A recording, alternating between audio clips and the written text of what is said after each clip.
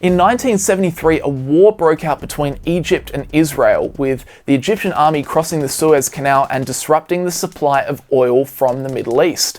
This sent the price of oil skyrocketing around the world and therefore caused the prices of pretty much all products to rise. Combined with a slowdown in economic output, this resulted in inflation reaching as high as 13.5% annually by 1980. As you can imagine, this put immense strain on household budgets as the price of food and clothing skyrocketed. Now, the chairman of the Federal Reserve at the time was a guy called Paul Volcker.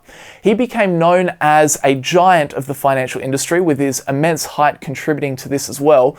As a way of fighting this inflation, Volcker decided to pump the brakes on the money supply and raised interest rates. In the early 1980s, overnight interest rates were as high as 19.1%.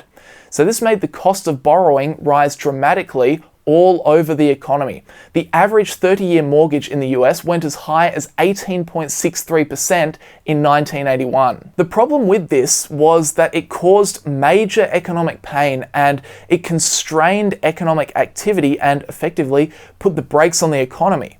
In the first 5 years of the 1980s, the United States was in a recession for 3 out of 5 of those years.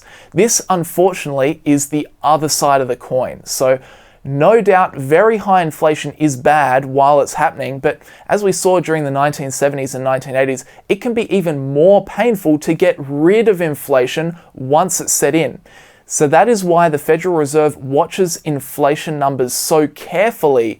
They need to get ahead of the curve so that inflation doesn't run away from them. So what does this mean now? Well, we recently saw inflation pick up in the US, and in response, the Federal Reserve said that they would likely be moving up their timeline for raising interest rates. This is because they know the way to stop inflation is to have higher interest rates, meaning the money supply is lower. The Federal Reserve currently has an inflation target of 2% over the long run. This means that they don't expect every quarterly inflation number to be right on the dot of 2%, but over time they aim to have the average reach 2%.